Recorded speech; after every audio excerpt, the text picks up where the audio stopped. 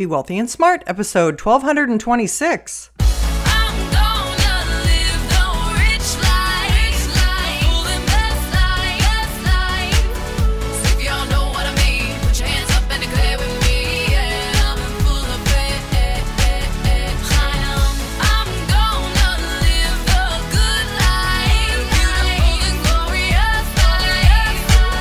Step into a world of wealth and financial freedom without budgets, boredom, or bosses on Be Wealthy and Smart.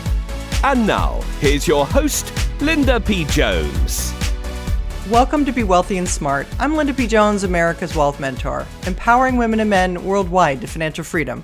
On today's show, we're going to talk about private equity as an alternative investment and how it can help boost your returns. Now, recently, there was a study done that caught my attention, and it's a study from the Center for Retirement Initiatives at Georgetown University, and it says that the improved diversification offered by including alternative assets in the portfolios of 401ks and similar defined contribution retirement plans could deliver greater returns and improved retirement income for millions of U.S. workers. Alternative investments include a range of options from hedge funds to commodities to collectibles and structured financial products and private equity. The Georgetown study focuses on three alternatives: real estate, private equity funds, and private credit. Now, part of this report did focus on something that I'm not a fan of, and that is target date funds.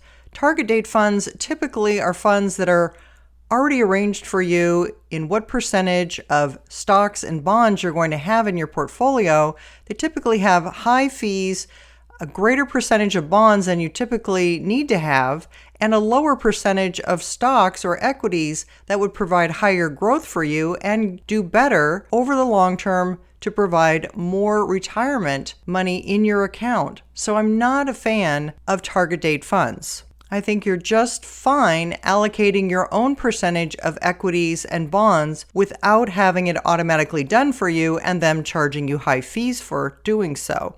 If you want to know more about my target date fund objections, I've done podcasts about them, and you can use the search tool on my website on the podcast page to find information about it. But what the report said about private equity is that private equity primarily serves to enhance long-term returns over public market equities and offers access to non-market traded investments made into companies of all sizes. This offers an entry point to fast-growing small and mid-sized companies that are not listed on exchanges. That's exactly right. So you're investing in private companies that can be, for example, around $1 billion of market cap, which we call a unicorn company. A unicorn company has reached that level of $1 billion of value, meaning they've proven success. They've proven the ability to grow, to create value, to operate over a period of time that's really proven themselves and gotten them out of the early stage or seed stage venture capital format. The report also says private equity offers different risk-return drivers and higher expected returns than traditional assets over the long term for a variety of reasons, including the information premium, ability to actively improve strategic and operational inefficiencies, and ability to arbitrage pricing between the public and private equity markets. Yeah, I want to pause there and say that's exactly right.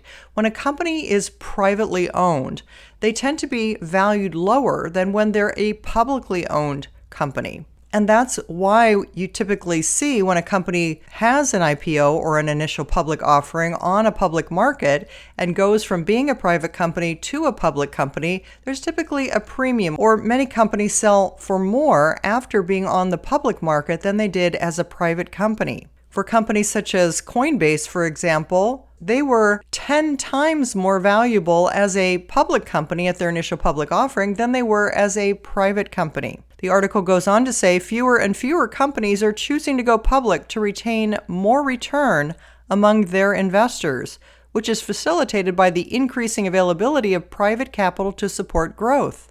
Many that do go public are already mature, large companies by the time they become listed. As a result, public equity investors are missing out on a large portion of the investable universe and the opportunity to benefit from a significant period of growth for those companies by only investing in public assets. So what that's saying is that when you invest in private companies, you're getting a better deal. And typically, you're able to get them at a better price and lower valuation, so you're able to have a bigger gain when they do become a publicly traded company. The article also says Preqin forecasts global private equity and venture capital assets under management will reach $11.2 trillion by 2026 from an estimated $5.33 trillion at the end of 2021, which further highlights the growth of this asset class and its significance to investors. Yes, there are more and more opportunities to invest in private equity, and that's what's very exciting about working with a company like Link2 that has many companies on their platform to choose from, whether it's blockchain or AI, fintech, or other types of exciting categories. There's all kinds of fast-growing unicorns that are available on the platform. And you can take a look at Link2 by clicking the link in the show notes and setting up an account, even if you're not yet an accredited investor.